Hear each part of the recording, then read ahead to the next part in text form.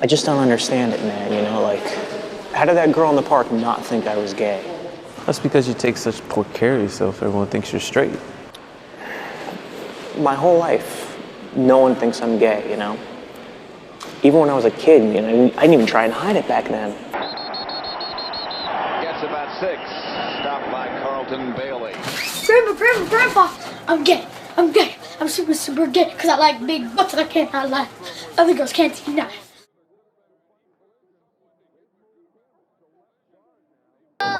Look at this super fly looking nigga with the perm right here. Don't we look alike? See, I thought that guy was Spanish. Oh no, he's definitely black. I could have told you that. As a matter of fact, I remember a time when somebody thought I was Spanish.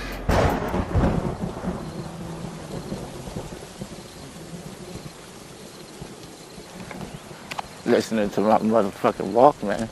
So motherfucking cool, just walking out here up these crutches and shit. Hold up.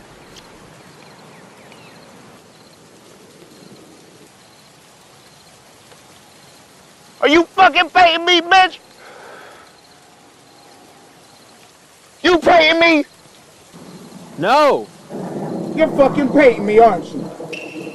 You fucking what are you, Puerto Rican? You yellow boy, I'ma fuck your Puerto Rican ass up. This parade on your ass, I'ma fuck you up.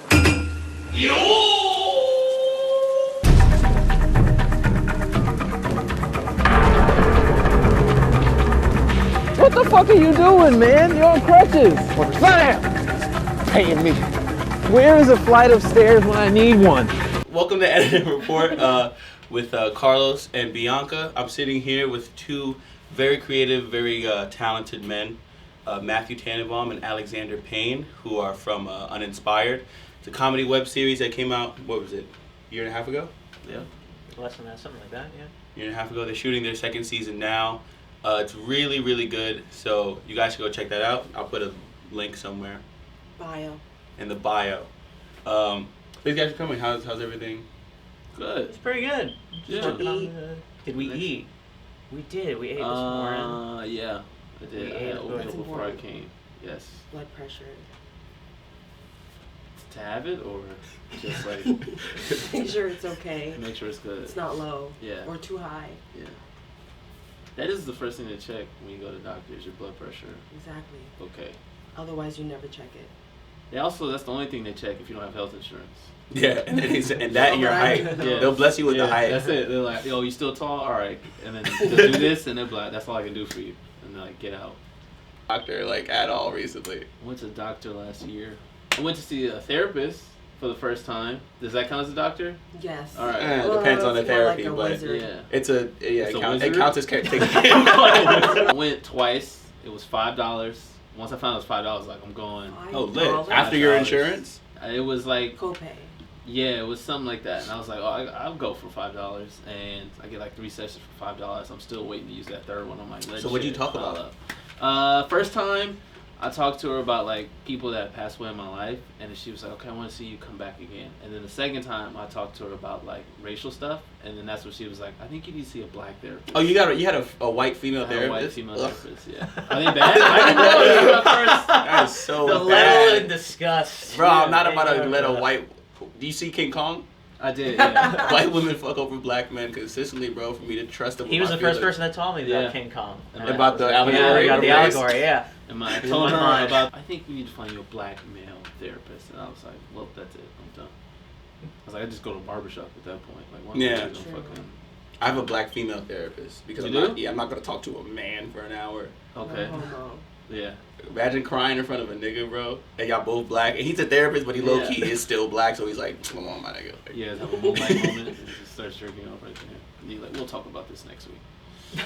I don't know. I didn't know there were like, you know, black male, black female. I thought you just talk to a doctor and they tell you like nah, son, nah. I didn't know there was a parameter or anything. To be honest with you, I thought I didn't have any breakthrough, no crying, nothing. She was Same. just like, you're very aware already of like what's going on. I was like, so yeah, why do I even come to you? Can I have my $5 back? Yeah. One time I didn't even pay her. I just left because whatever I said was so good, she forgot, and then she hit me up on Venmo. Venmo. She hit me up on took Venmo. Venmo? She took Venmo. I don't sound like a real therapist. You know what? Now that I think about it, She takes there Venmo. were like 4 other offices right next to her. It was like a strip mall, but in New York. It was weird. So that was the last doctor I saw. She's a psychic. Psychic too. That was like 2-3 weeks past trauma, father, blah blah blah. And you need to come back here, and I'll give you like, I'll give you 1 treatment. It's $250. And I was like, oh, I can't. I'm going home. Going to Los Angeles. She's like, well, we could do it over the phone. And I was like, oh, I'm not doing this shit either. And then she's like, well, you do comedy, and that's like a way of healing, but my way is much quicker. And I was like, well, I'm not quitting comedy, bitch. Like, I'll just do the 20, 30 years of healing, and then you can keep the... I didn't think she was real psychic, though, because she was watching a basketball game, and I'm like, you should already know, like, the score. Like, you know what I mean? So I'll go see anything that's like $5, $20, and then that's my limit. If you can't help me for $5 or $20... See a weed man. Yeah, that's true. So the show, how did you guys, I mean, I kind of know, but for everybody else, how did you guys link and start deciding to work on the show together? We just met doing stand-up, and I had a very dumb idea. Well, I saw a show that I won't name that had there's a gay character and a black character interacting, and it was like, look how wacky these two are together. And I'm like, I was doing stand-up at the time, and I met all kinds of... I grew up in a very, very white neighborhood on Long Island, and it's like you meet all these black people. And it's like, oh, you have all these commonalities with all these different people, all these different ethnicities, especially with black people. And I just thought of that dumb idea. I just wrote "gay kid and black dude" in my notebook, and I had it there for a long time. Seriously, that was the name. That's how it came up. That was the name of it, yeah. For so long. And then I saw him do a joke on stage and fell in love, and I was like, I want to work with that guy. And I don't know shit. He's good. He can say it. Yeah.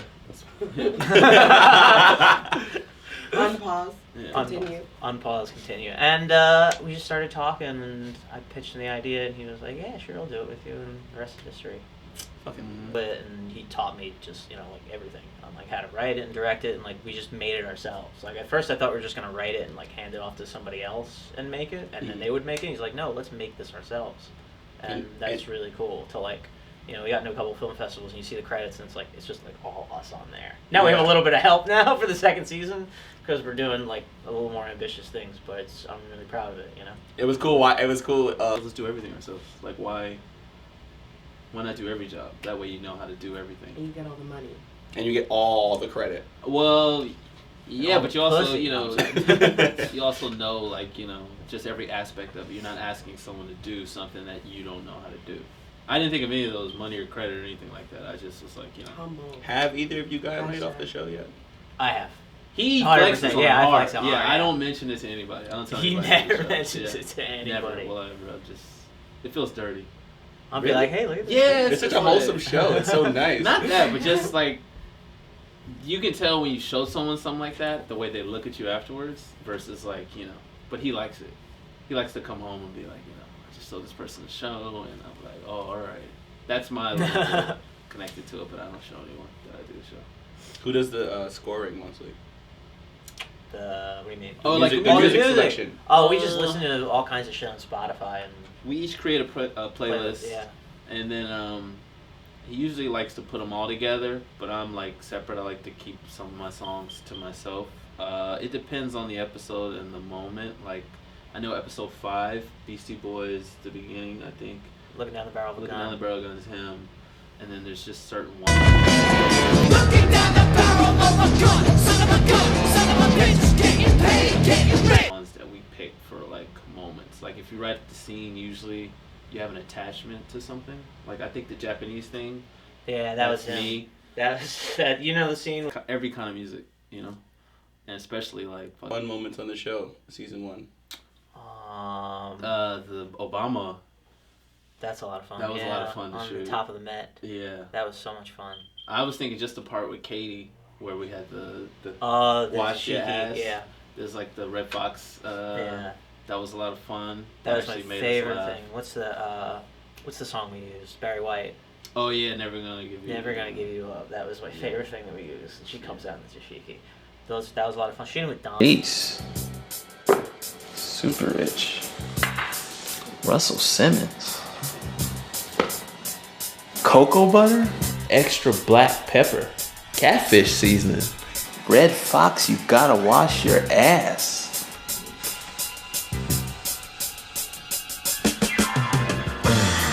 Do you like my sexy outfit? Oh. I want you to call me the First Lady. Barack Obama. My biggest laugh every time though is person. No, just that the Chinatown one. Nigga.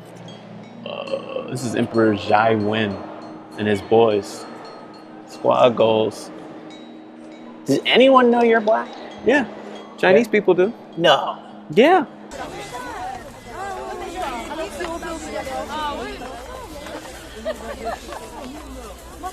Nigga! You told me at a screening. I didn't go to the screening, but when that joke happened.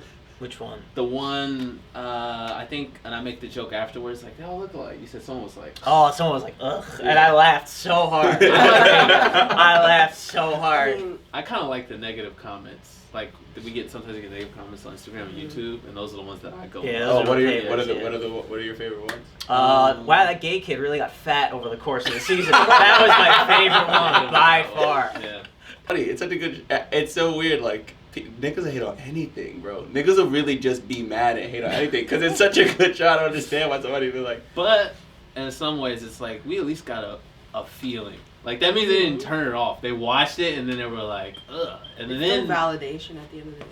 They like not only did they feel it, they had to stop, type, maybe sign in, and then be like, yuck. And then that takes a minute. Yeah, I had someone after a screening go up to me, the date night one, where he walks in and there's a bunch of Hasidic Jews gambling, and he's like, I believe you're making fun of the Jewish people. And I'm like, excuse me? And he's just like, he just went on and on about like, oh, he was Jewish? He was Jewish? He was Jewish. He's like, man, the Jews will go on about, they just, oh, I was like, he started talking to you with Flemish, and he's like, oh, we got called transphobic.